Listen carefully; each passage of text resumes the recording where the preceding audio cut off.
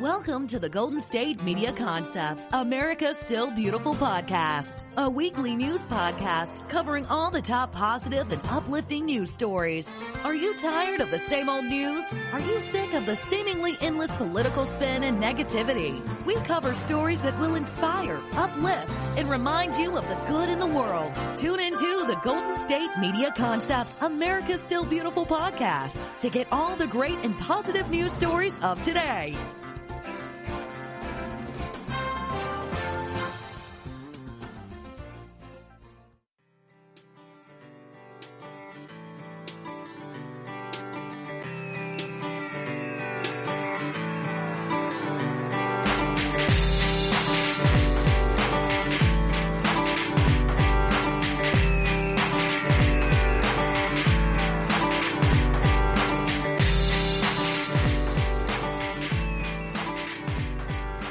Welcome to GSMC, America's Still Beautiful podcast, brought to you by the GSMC Podcast Network. I am your host, Alyssa Joe. I hope you're having a wonderful, beautiful day today.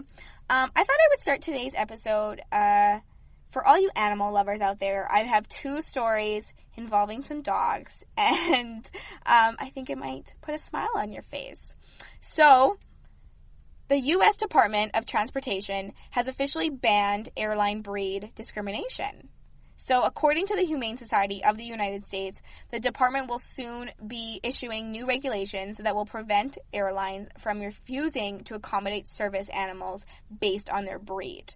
There are a lot of different airlines that will not allow certain breeds on the flight or on the airline, just simply due to their breed, for example, like pit bulls and stuff.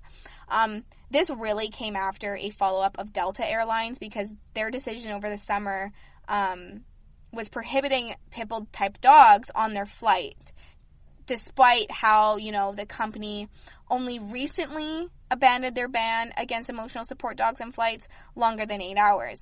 So following that up, they have made a decision to basically ban airline breed discrimination, which is amazing.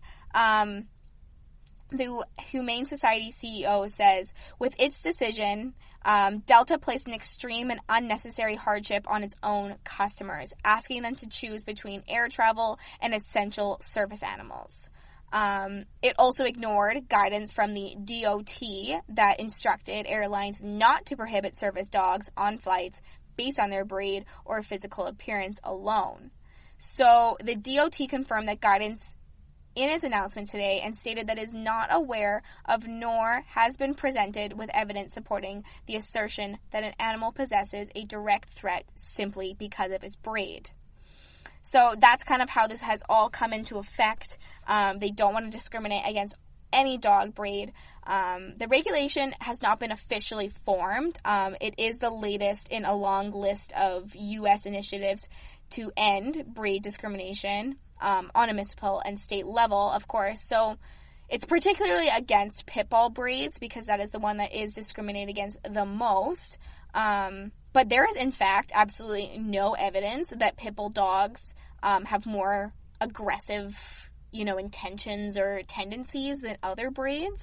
And they're actually being seen increasingly more as seeing eye and hearing dogs, just as physical support dogs, for balance and mobility, a medical alert dog responding, all these different things. They're actually finding more pit bulls are becoming these dogs, and they need to make sure that they are allowed on the airlines and people are allowed to fly with the dogs that they need, right?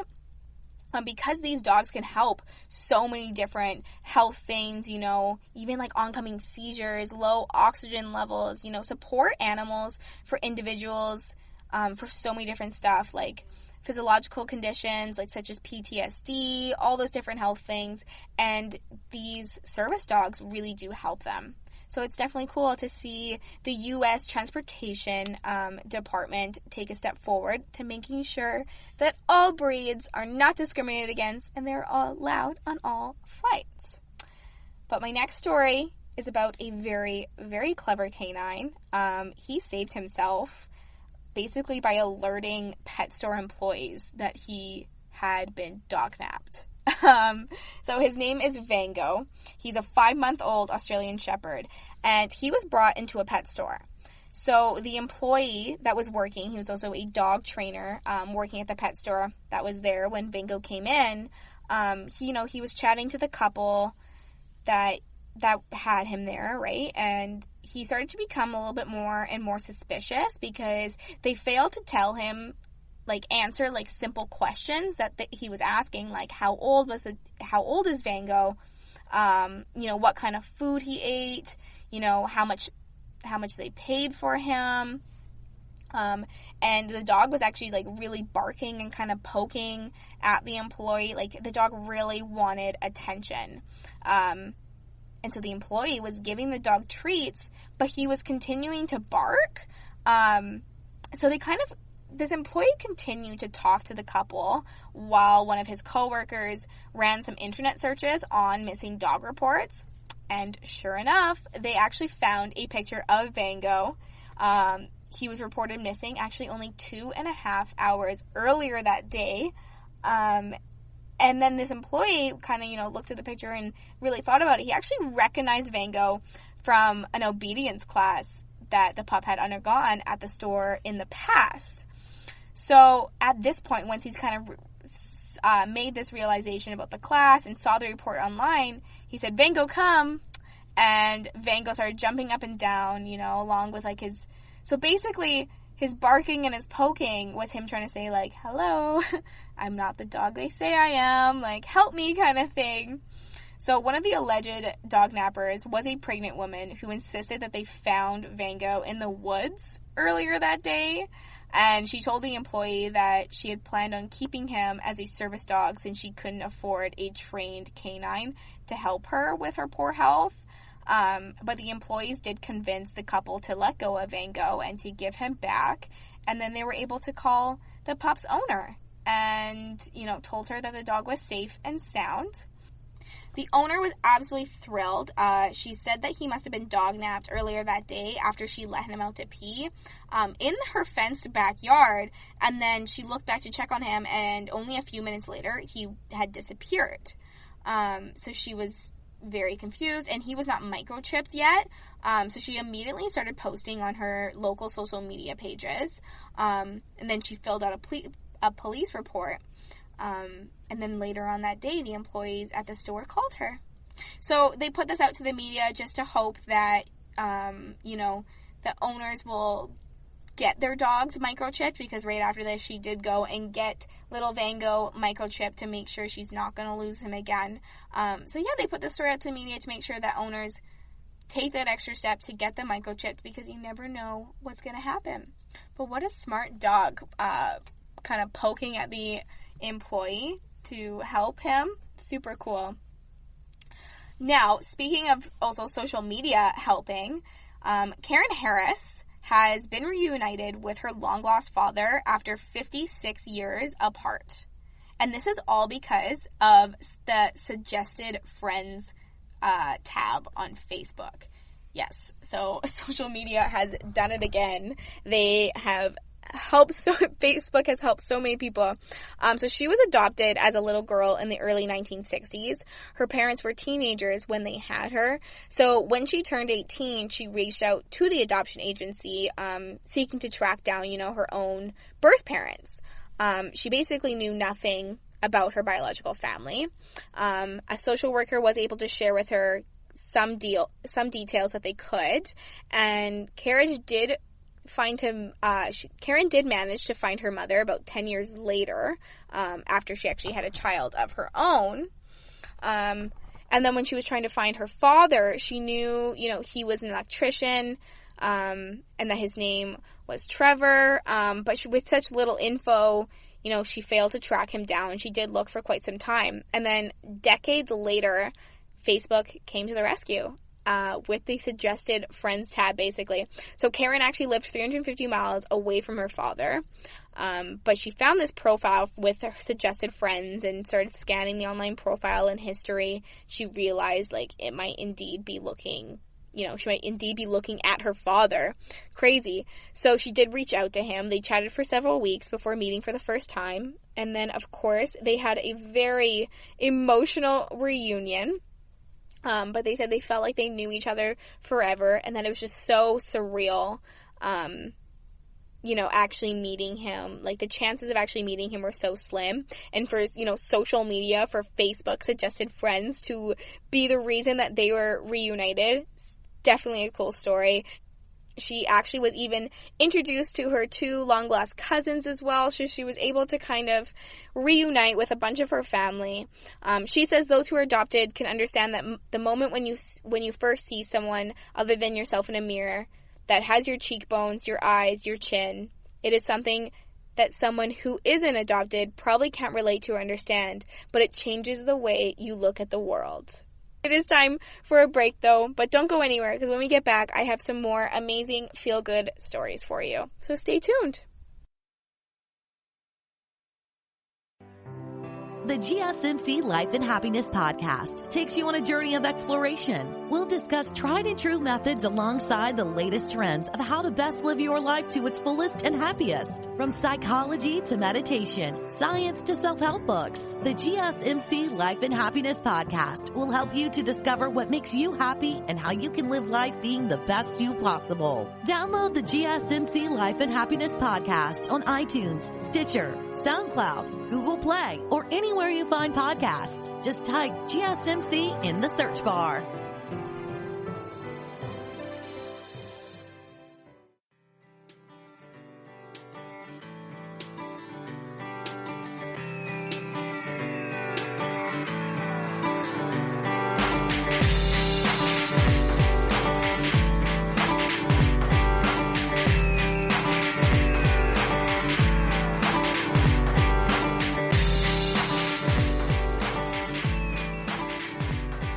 Welcome back to GSMC America Still Beautiful podcast, brought to you by the GSMC Podcast Network.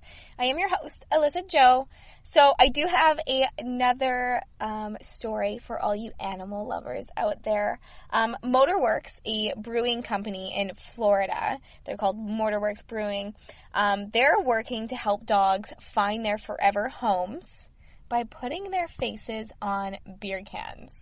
Yes, you heard that correctly. Dogs' faces on beer cans. Okay, so they're selling a special 4-pack of its flagship beers, and it basically has a label that feature adoptable dogs from a local animal shelter. So they introduced this this month at their Yappy Hour, which is a monthly event to raise funds for local animal charities. So the pups were featured on the beer cans, and then at this event there was also several other adoptable dogs that were at the event to kind of show off to the people at the event, right, and see if they could get adopted. And it was a massive success.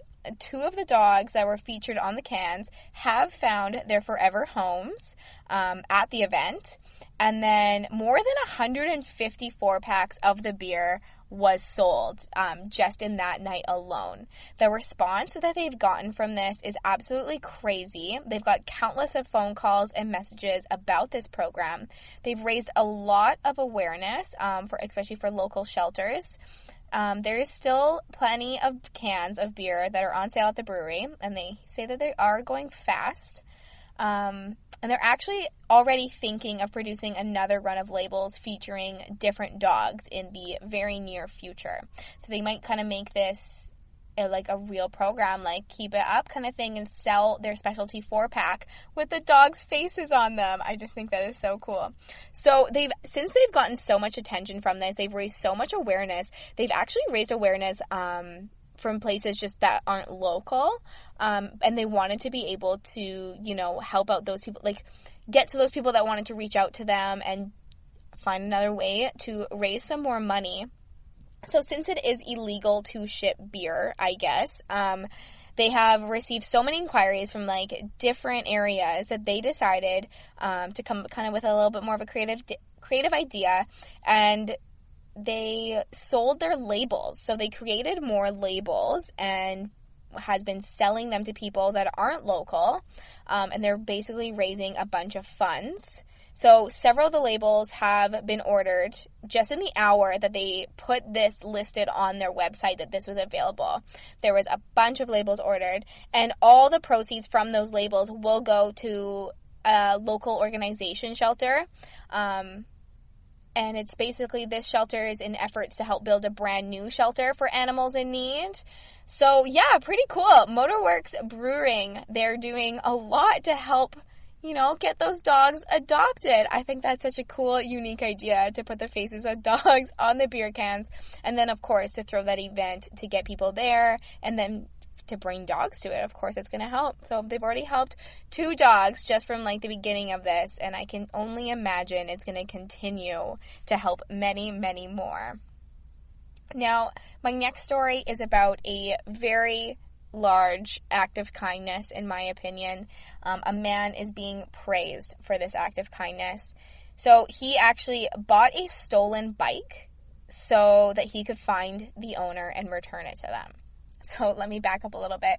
His name is Stu Burke. He's 26 years old, and he was approached by 3 men asking if he wanted to buy a bike. Instantly, he was kind of suspicious because they were selling this bike for $100, but he does know a little bit about bikes, and it was actually worth about $1,000 and $750. Crazy. So over $1,700 for this bike, and these 3 men were trying to sell it for $100. And then he also noticed that there was a bike lock that was still attached to the rear wheel. So he kind of, caught on to what was going on. He bought the bike just so he could post it on social media in hopes that he could track down the original owner. So this is what he wrote on his Facebook page. He says, it was a picture of this green, really nice bike, and he says, "Has anyone had their bike stolen? Just bought this bike for $100, and it's got a bike lock on it. Apparently, it's from the Crosby area. I bought it so I can get it back to the right owner. I know it's a $1,750 bike, and I'd be heartbroken if it was me. Please give me a shout." So he posted that up on his social media, and within hours, he was actually contacted by a woman who knew the bike's owners. And it belonged to a man whose actually house got robbed earlier that same week. So, and since this man, he saved up a bunch of the money for himself to buy this bike, it was kind of a big purchase for him, of course. He was absolutely overwhelmed with being able to get it back. Especially with his entire house being robbed. He's obviously going through a hard time. So just have this random act of kindness of someone to buy this bike on the street and then reach out on social media trying to find the owner. It's just absolutely amazing. And then this man did try to reimburse Stu, but he refused. He said he didn't feel right taking the money off a man whose house just got robbed and he just lost a bunch of his own belongings. And so he was actually showered with social media praise for his honesty, but he states that he definitely didn't do this for any media attention. He just knew that he would have been upset in this scenario, and he wanted to help out whoever he could to get this bike back. But yeah, so cool. Bought the bike and returned it to the owner, thanks to social media again. Now, my next story is about some officers that drove 1,500 miles to deliver gifts to military families who were robbed during Christmas Day while they were moving. So the California Highway Patrol officers, they drove more than 1,500 miles to Washington State to spread a little bit of this kind of post-holiday cheer. So they brought presents to all the military families who basically got robbed on Christmas Day. So 3 different military families were on active duty relocation, and they had all of their possessions stolen after their moving truck was taken in Stockton, California on Christmas Day. Fortunately, most of the possessions were recovered about 7 days later. 7-year-old Hannah Uli's Christmas present, a Barbie dream house, though, was damaged in the process of all of this. So this led the officers to initiate Operation Barbie Dream House, and they posted this on their California Highway Patrol Stockton Facebook page. And I guess kind of a bunch of people jumped in. So they decided to deliver toys and gifts to Washington State to all the families that were victimized on Christmas Day during this. They wrote on their Facebook, "We're hoping this will help provide some reassurance to these families that we support our military and are sorry this happened at a time when families should be celebrating." So they took to Facebook and posted that, and Hannah was very happy to get her Barbie dream house, and of course those families were just so grateful to have these officers drive so far to give them these gifts. Now, it is time for another break, but don't go anywhere. I do have a couple stories that are definitely going to put a smile on your face today, and I look forward to sharing them with you. Tired of searching the vast jungle of podcasts? Now listen close and hear this out. There's a podcast network that covers just about everything that you've been searching. Hey! The Golden State Media Concepts Podcast Network is here. Nothing less than a podcast bliss with endless hours of podcast coverage. From news, sports, music, fashion, cooking, entertainment, fantasy, football, and so much more. So stop lurking around and go straight out to the Golden State Media Concepts Podcast Network. Guaranteed to fill that podcast itch. Whatever it may be. Visit us at www.gsmcpodcast.com. Follow us on Facebook and Twitter, and download us on iTunes, SoundCloud, and Google Play.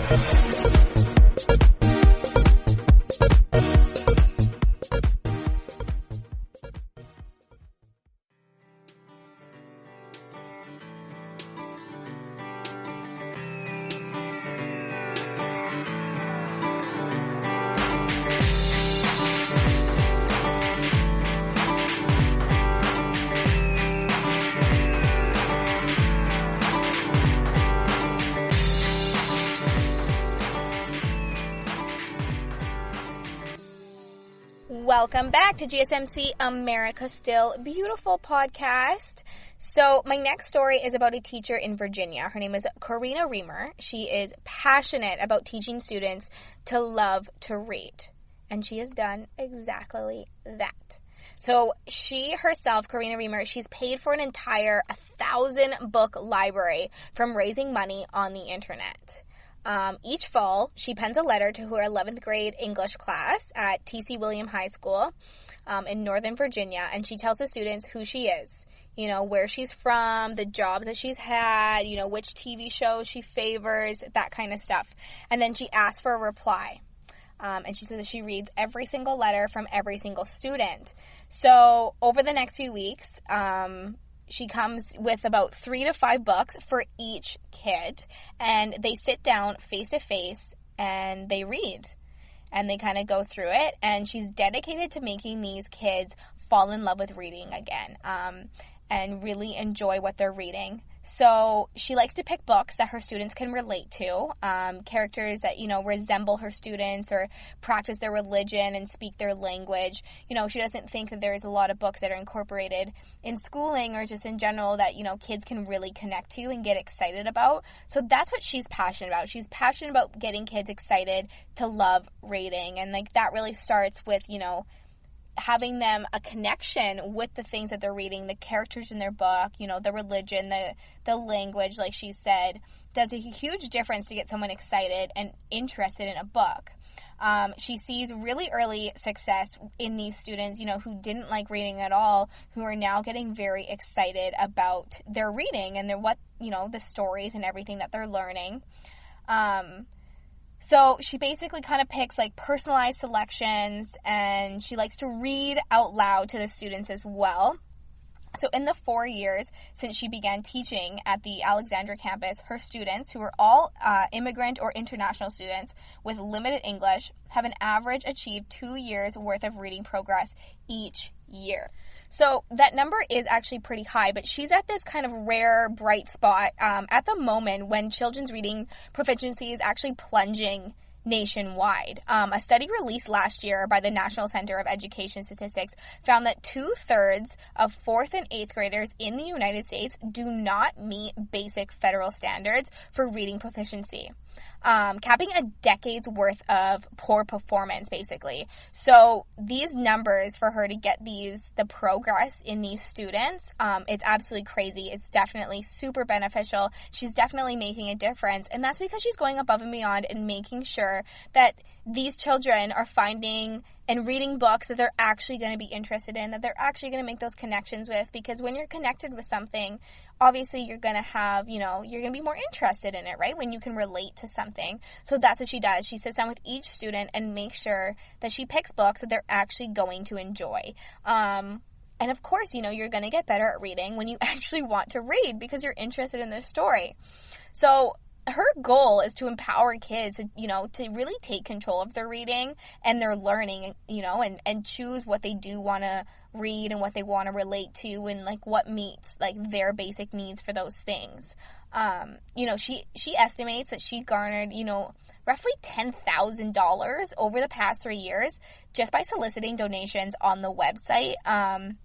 So she uses this website called Donor Choose, and she's just been kind of getting donations from all over. About 5,000 of that came from grants and from a parent-teacher group, but she raises this money so she can build this library. So she has this great, broad library to share with all of her students, which is pretty amazing. So, and of course, you need to raise the money to buy those books, and especially to have so many that are going to fit so many different personalities and characteristics. It's really important. So she's really going above and beyond. She started her first fundraiser just about 3 years ago because she wanted to build a book collection tailored specifically to her students.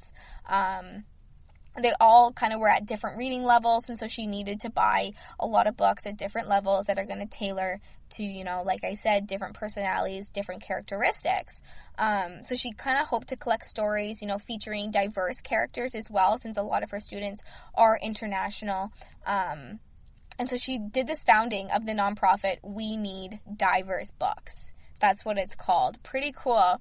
Over the past 2 years, the Alexandria City Public Schools, they were 72% of students are Black, Hispanic, or Asian. And so it's moved this kind of diverse library and textbook offerings because they need to tailor, of course, to their students.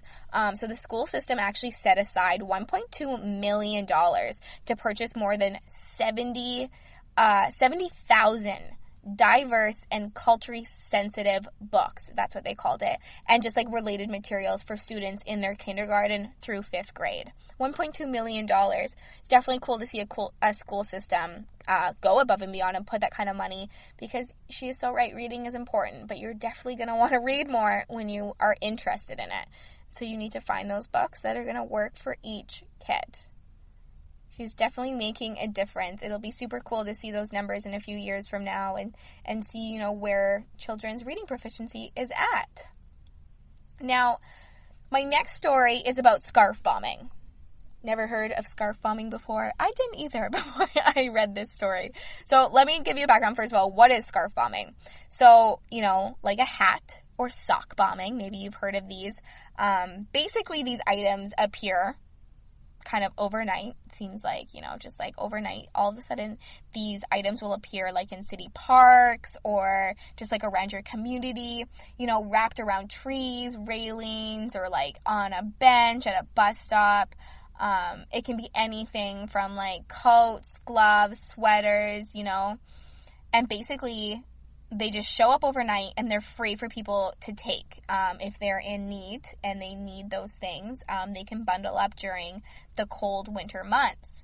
So that is called scarf bombing. So this is all thanks to Michelle Ungerman Christensen.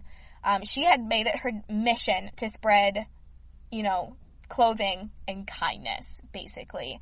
So she's the founder of One Good Deed, and this started about last year, and she wanted to carry out one simple yet very important, acts to help others, like scarf bombing. So she first heard about scarf bombing a few years ago when she was reading about homeless people removing crochet art installations on poles and trees to wrap themselves for warmth. So she was kind of drawn to this, and she wanted to, fill this need. So she describes her deeds as a ripple of kindness. It's the ripple effect. Where that ripple goes is sometimes, unknown. And that's true, right? You don't always know where your random act of kindness is going. Sometimes, though, she does witness, the power of kindness right before her eyes, and that's when she really does love it. So she actually rounded up 40 volunteers on a coach bus. The $800 rental fee was anonymously covered by a donor. And so she rallied up these volunteers to basically disperse thousands of items in the Minneapolis Loring Park. And so this is over the winter. And cars kind of pulled over next to the bus, and passengers started taking off their jackets and tied them around a tree. So volunteers, like, they pinned tags onto the clothing and said, "Take me, I'm not lost, I'm yours." And then, like, random strangers, like, kind of became a part of the movement. Like, as they saw these people doing it, they started taking off their clothes, like, taking off their jackets, their scarves, and everything, and hanging them around in the park, which is so cool. I've actually never really heard of scarf bombing or anything like this, but it's believed to have originated about 4 years ago by, like, just a do-gooder tying knitted scarves around statues with notes similar, like she wrote, you know, like, "Take me, I'm not lost," that kind of thing. And then they were later found wrapped around, like, lampposts and, like, just different areas. And then, you know, people, like, across the world were doing, you know, leaving hats and gloves, and it just kind of started to, like, become a thing. So she even goes back to these parks after a few days just to make sure that the tags aren't litter. And then, of course, all the items are usually gone. Which is really, really cool. So for donations, she kind of leans on professional connections through her work. She's a project manager assistant at Frana Companies. So she kind of leans on that kind of stuff to get donations. But last year she raised $5,000 to buy food, toiletries, wool socks, sleeping bags, and a bunch of stuff. And then, of course, volunteers will also donate kind of what they can. So good deeds, it doesn't just end when winter is over. She, like, last summer, she actually held a donation-based garage sale with more than $3,000 in proceeds going to charity organizations like You Think and Prism Food Shelf. It is an all-year-around thing. Good deeds.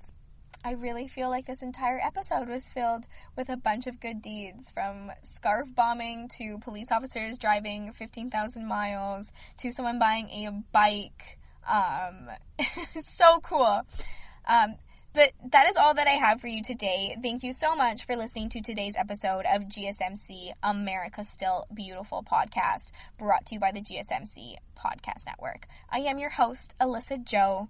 Please do not forget to hit that subscribe button, to like and follow us on social media, and leave a 5-star review. It is always greatly appreciated, and I look forward to sharing more stories with you next time. Thank you. You've been listening to the Golden State Media Concepts, America Still Beautiful podcast, part of the GSMC Podcast Network. You can find this show and others like it at www.gsmcpodcast.com. Download our podcasts on iTunes, Stitcher, SoundCloud, Google Play, or anywhere you find podcasts. Just type in GSMC to find all of our shows. From the GSMC Podcast Network, from social media news to marketing news, and even weird news, the GSMC Podcast Network has you covered. You can also follow us on Twitter and Facebook. Thank you, and we hope you have enjoyed today's episode of the Golden State Media Concepts, America Still Beautiful podcast.